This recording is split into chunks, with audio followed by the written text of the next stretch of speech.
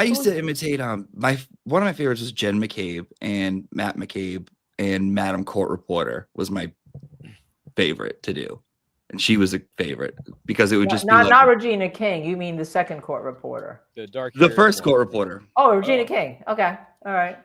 No, not the name. You might be mixing it up, but so I always like interpreted her as the hardest working woman in Dedham, and it felt like everyone else on the stand was just kind of like sitting around like chewing gum. Like the person next to her, it was like bring your daughter to work day, and she's over here like breastfeeding 2 kids, sweeping, getting transcripts for this. So that just was her character. Never spoke, but she'd have like a CPAP machine on. She'd have a Bane mask. She'd have like all these random, like a little Viewmaster at one point. It was just like 1 second clips, and she was my favorite. Yeah, that was the first trial. That was Regina King. She's like the best court reporter in Massachusetts. She's a great court reporter. She did Hernandez for us, and she was never missed a word, and nothing was ever wrong. Oh, she was the most gracious person there is, and she's terrific.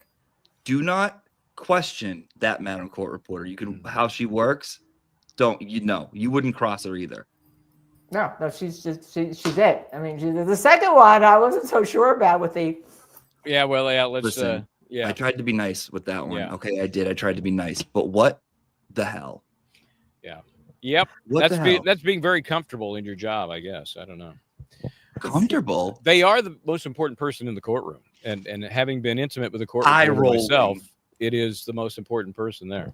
Interacting, the loudest dress you'd ever seen at this side of the Mason-Dixon. That dress, her outfits were loud. They were loud.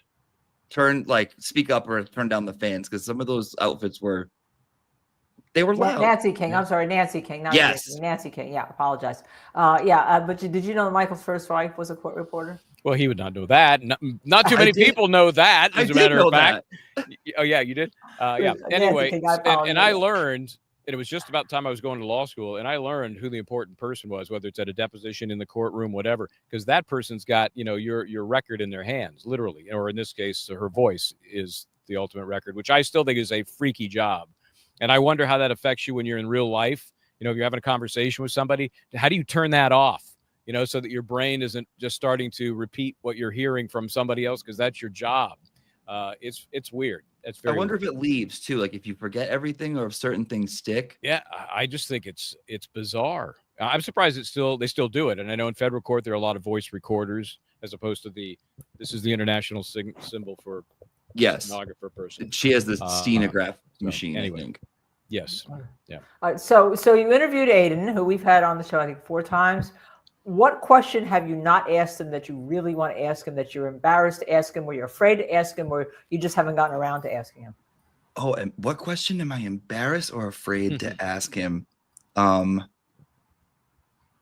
he's like unfiltered. I guess I would ask and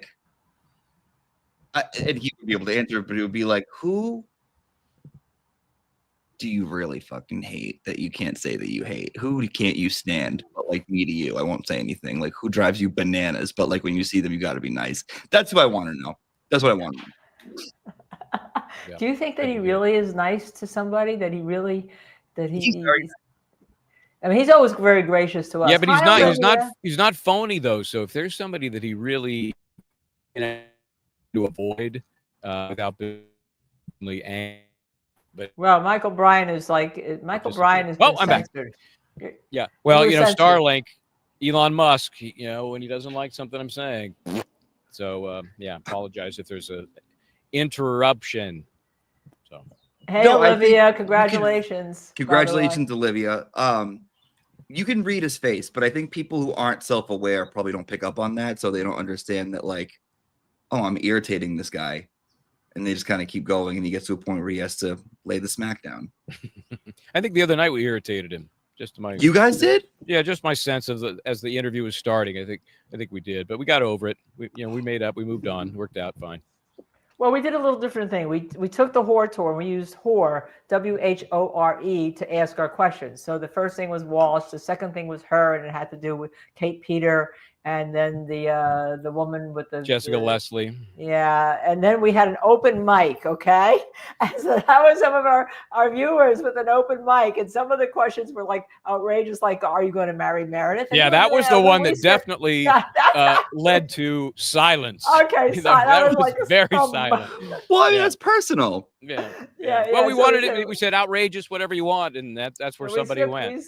We skipped over that, and then we had R for Reyes because we're going to be covering Reyes tomorrow, or Poole actually, and then E was for expose, what he plans to do. So that's how we did it. That's how we structured our interview of him the other night. So he was like, "Okay, I've been really nice to you guys for all along. I think I'm gonna like."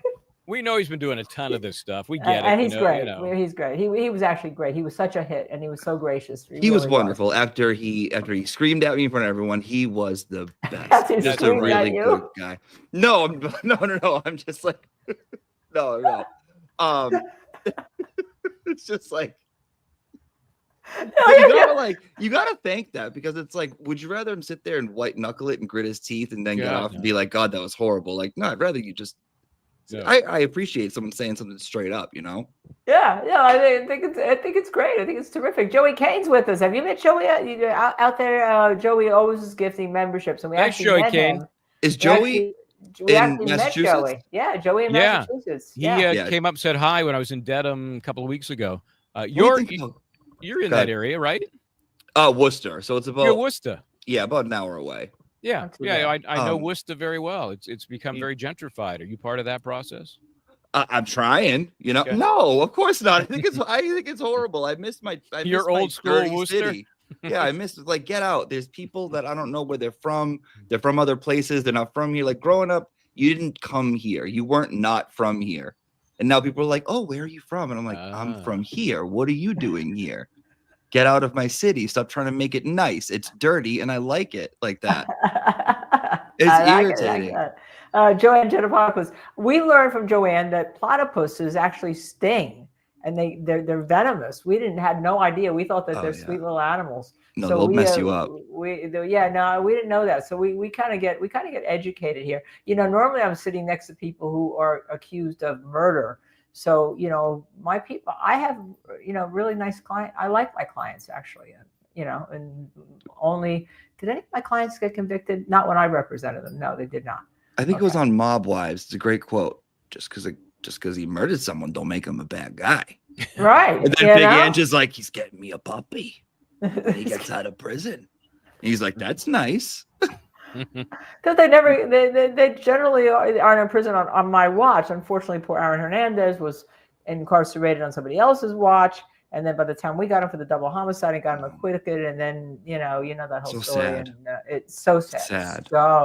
So sad. I mean, so sad. What do you think about gifting memberships?